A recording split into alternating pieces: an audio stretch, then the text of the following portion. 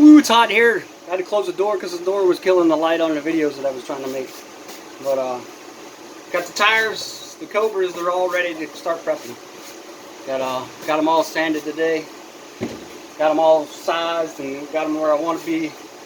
I'm going to wipe a couple rounds in them cold and see how they take the prep before I start heating them. Because I'm still worried about the sizing of them. The heat might actually help. But we'll get these dusted off. Now these are the ones that I'm treating like I do with Maxxis. With the same prep that I've been using on my Maxxis on the inside and the outside.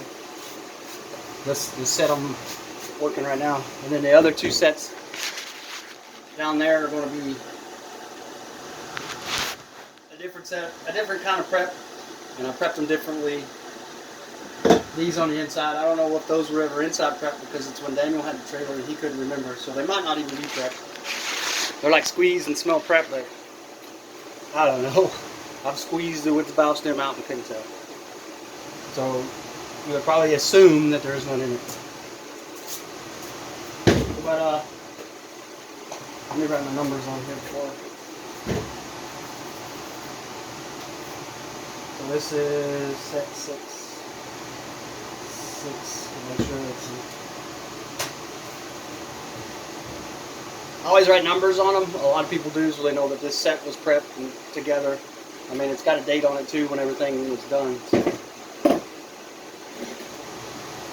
You write secret little codes on it, what kind of prep you used. I got the sandy dust all over me. But I had to run down to Harbor Freight. My impact gun started smoking. My drill burned up a couple weeks ago and I had to take it back and get another one. My impact wasn't under warranty and then they didn't even have them anymore for me to even buy another one. So I ended up buying a little small 12 volt. Hopefully that'll carry us through the weekend if the other one burns up. But prep. Oh, safety, need gloves.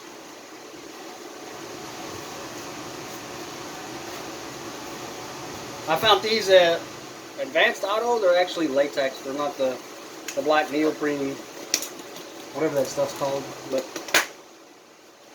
you get to act like a crazy doctor. Snap the latex.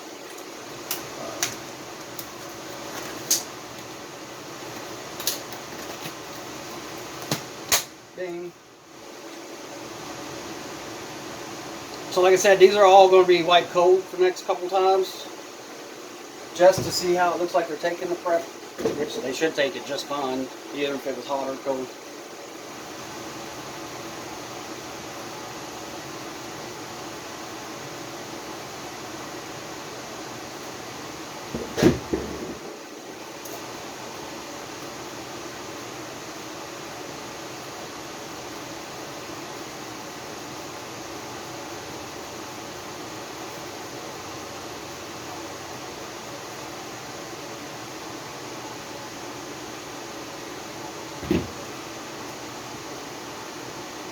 You gotta watch the pad too. You want to keep on it so when you're prep on it, so when you're going around the tire, you don't run out of prep halfway through the tire. And another secret, well, not a secret, but what do you call them? Not secrets. Tip. There you go. Is always find a spade on the tire to start from. Because if these are hot and they're taking prep fast, you might forget where you started. So like on a Maxxis, I'll start at the barcode and spin around till I come back around to the barcode. And also, I won't hold it on the side where the valve stem, because I've been heating tires and I get that valve stem stuck on my hand, and I end up getting the tire too hot and burn a hole, or not a hole in it, but you'll see the burn mark on it for the tire. So I always grab it from the side that doesn't have the valve stem, and plus it's a little deeper, or shallower, so you're not sticking your hand all the way through there. And as you can tell, these are not getting soaked that much. It might look like a lot on the camera, and there I am back where I started. And this is the first one I did, and the prep's already gone. So I'll let those sit there like that. Put my cap back on my prep, and then I'll move to these down here, and these are all going to get the same outside prep. So see if we can get closer to me while I'm talking. But we're trying to go race this weekend out of Valdosta, but Luca's pissing me off right now, so I don't even know if we're going to go race. He's supposed to be here today helping me do all this, but I don't even know where he's at. He went out with his friends and never called. He might have told his mom, but he ain't told me where he's at. So, typical teenager, I guess, but if he ain't going to be here to help, I ain't going to spend all this time for him to race.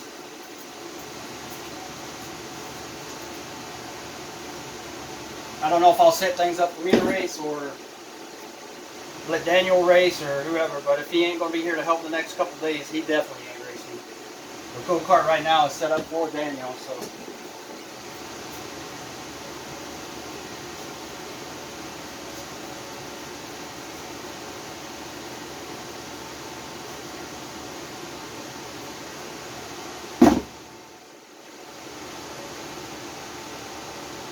And if we go, we don't know if we're going to be running stock appearing or run with the drone.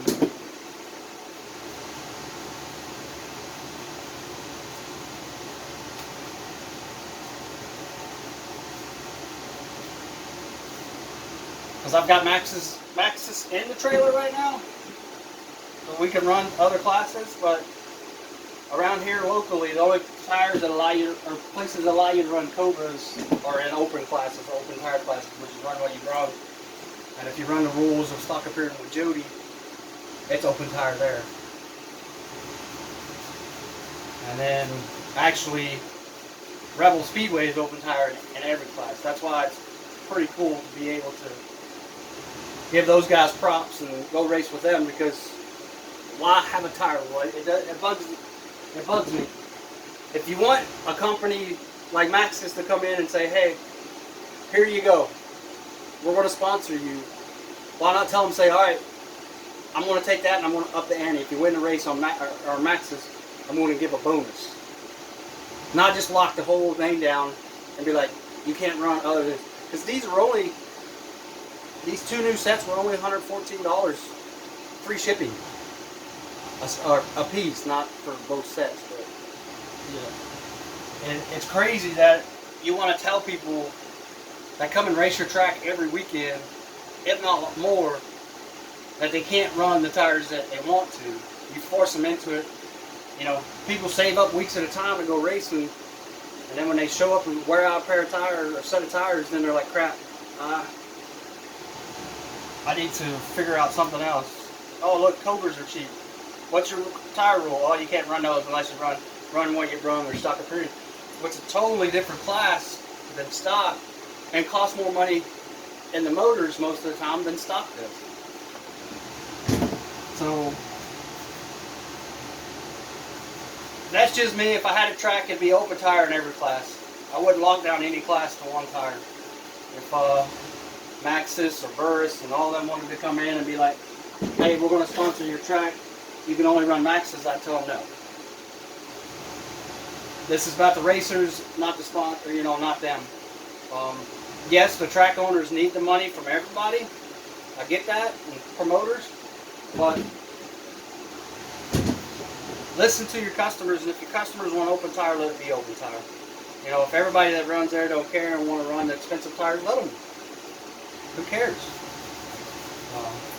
Now these tires I got right here in my hand are the ones we ran at Rebel Speedway, and they need flipped, but I'm not worried about flipping right now. I want to get some prep in them, get them reconditioned, and then I'll flip them maybe tonight after work or tomorrow. But what I'll do is go through here and just, I don't know if you can see it. You can see how they're kind of fuzzy. That's because they've been ran and then sanded. If you take a look at this right here, how it's kind of still slick. You can tell that I sanded it, but it's not as fuzzy as that one because that one's been feathered by the track and not the sander. So that's why when people say they need to scuff tires, they want to scuff them and get a heat cycle in and out of them, and it helps you get prepping them better. after they've been ran and scuffed. That heat cycle stretches. I don't know what the theory is or the science behind it. I mean, that's the theory behind it. I don't know what the science is behind it. That's what you always want to scuff your tires.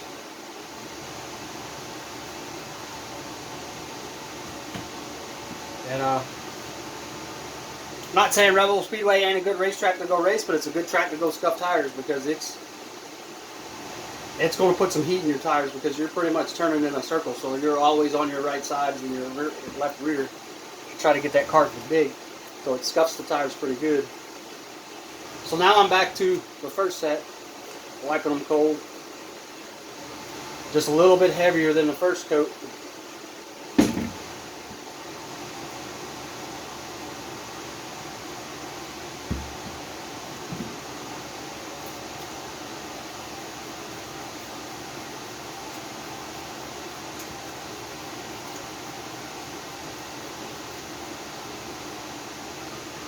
And this will be all I do today.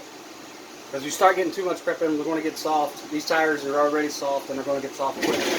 So I'll let this soak in, and if I punch them here in a second, they're probably going to be soft. But they'll harden up just a little bit over the night and until tomorrow. See, that's kind of a little dry. I should have put more prep on it before I started.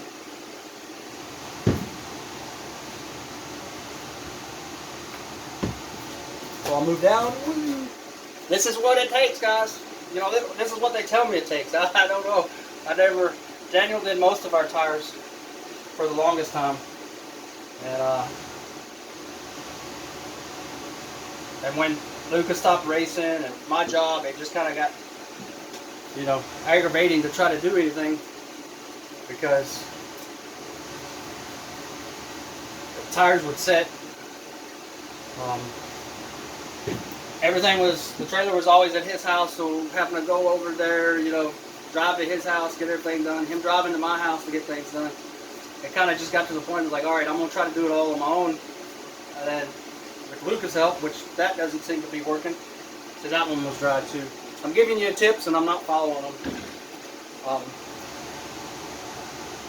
Lucas is supposed to be helping, which he's not, so here I am doing it all on my own.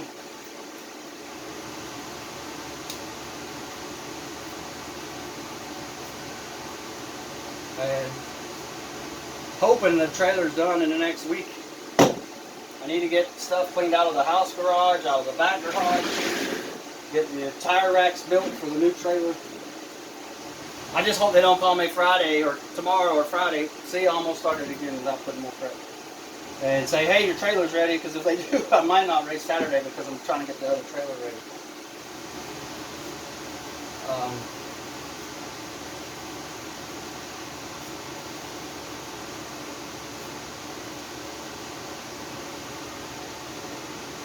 Well, there's that set. Just set it back there. And here's the first set. Prep's already gone. So these tires are taking it. That's a plus.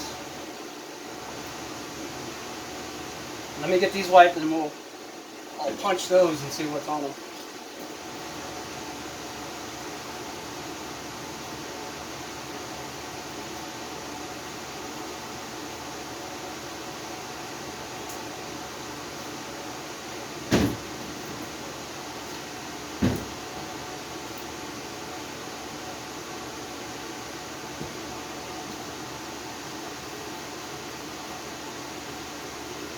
I'll tell you what, these Cobras, they sure take the prep.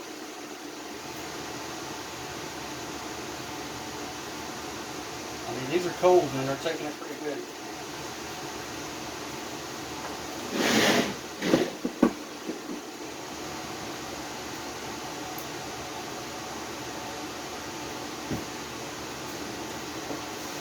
And that might be a bad thing. These are the ones that are going to be soft. These are the ones that I put Rebel. I put way too much on them. They got soft quick. I'm curious to see what these are punching. See how that got dry before I got it back around. And that thing was just sucking the prep out of the pack because I put more on it.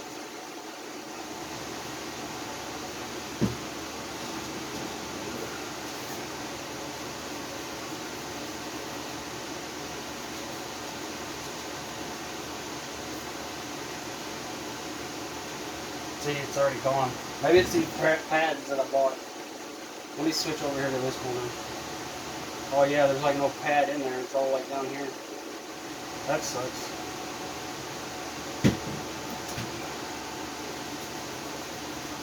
Oh, much better. So it's the pad, not the prep.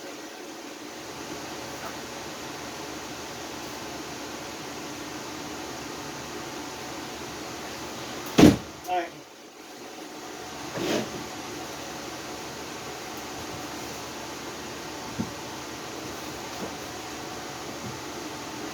Where did the cap go? I lost the cap to the bottom. But anyway. So there's that set, there's that set. Right, so I'm done prepping for the day. Now let's give you some numbers, see what's going on here.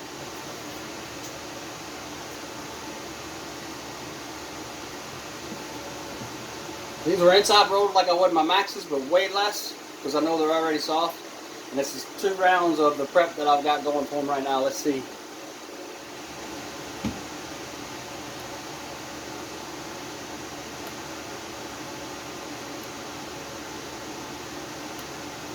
The only thing so far about these I don't like is like out on the shoulder, they're 50s.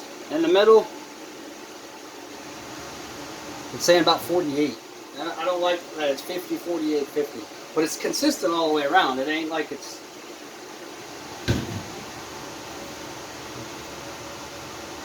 $50, $50, $50. Now this tire was softer than the others. $50, $50, $50. This one's 50 all the way across. So, is that the inside prep coming out? The two have met and caused these to go softer? 50,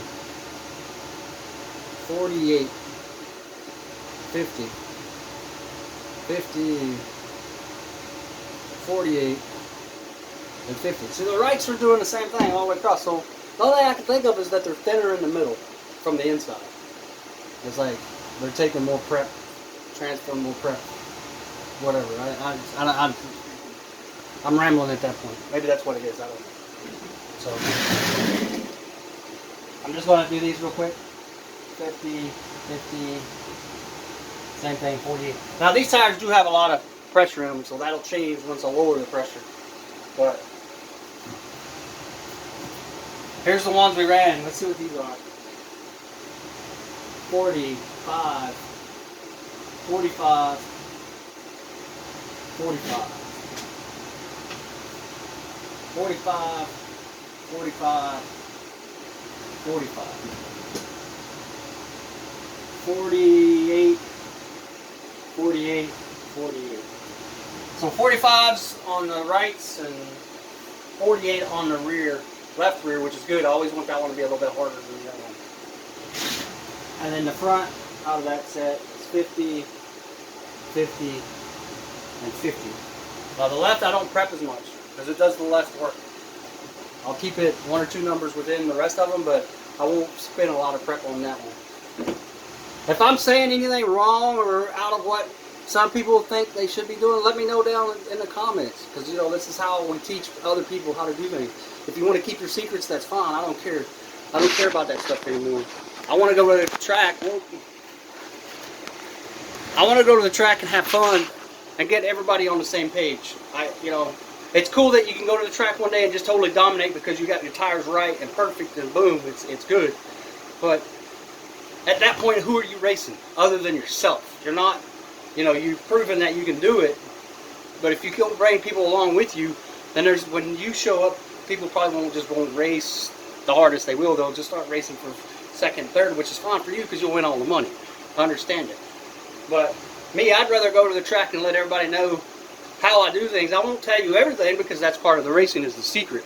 But to tell you, this is how my daily routine, my prep, which I haven't told you what my prep is, and for 2 reasons. It's a secret, and then the other reason is because your prep will work different than the way I mix my prep.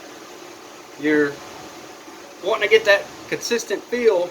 Now these feel a little bit greasy, which they were wiped cold, but that'll go away the next time I heat them and wipe them. But you want to get that feel of like almost like you can palm it with your with a basketball without being greasy.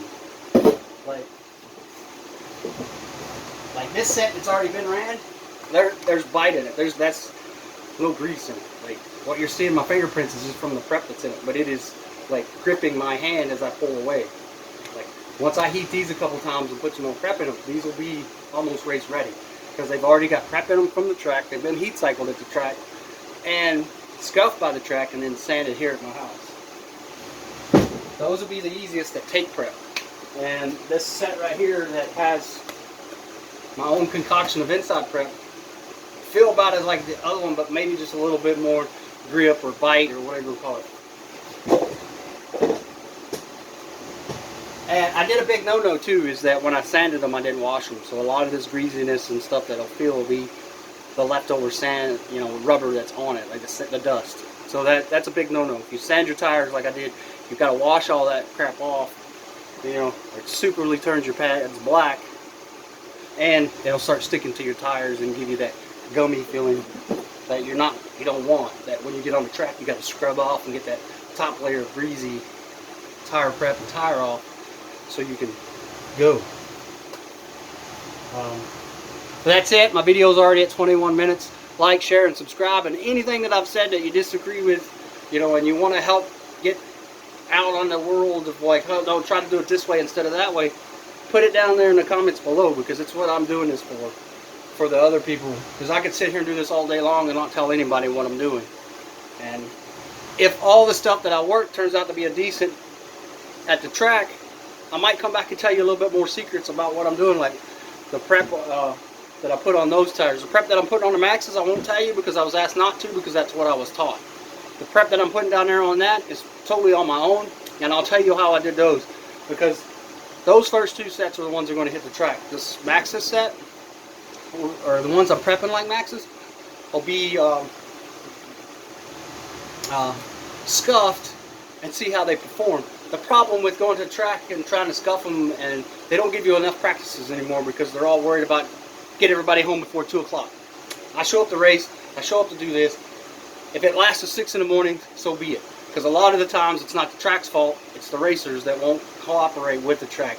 Sometimes it's 50-50 through the night, sometimes it's, you know, the track's fault more than it is the racers, but I don't care. Call me selfish. I live 30 minutes in any direction there's a track. Jasper's a little bit further away, and Rebel Speedway's a little bit further away. But you guys got to realize that it's not the track owner's fault all the time. You might sit there and see this track owner, you know, doing something wrong, but there might be racers behind him that's causing that problem. So be thankful that you have a track, and track owners also be thankful that you have people that will come to the track. That's a 50-50 communication right there, that or not communication, whatever you want to call it. That's a 50-50 right there that you both have to come to an agreement on. That if we racers didn't come to you, you'd have a land with a circle drawn on it that we could see from the satellites from Google Earth. So don't come in there and think that, you know, you're all high and mighty, and that if it wasn't for you having land, we wouldn't have no place to race. I'd go race in Walmart parking lot. I'd race a circle around my house. You know, we can find places to go race, but if you're an asshole or a dickhead to the racers, you ain't going to find people to come to you all the time. That's why I say it's a 50-50. Some tracks are better at doing things than they are others. Alright, I'm going to stop this video. I might rant on another one. Here, let me stop this one. Like, share, and subscribe. See comments down below. And I'm about to do my rant video. So here you go.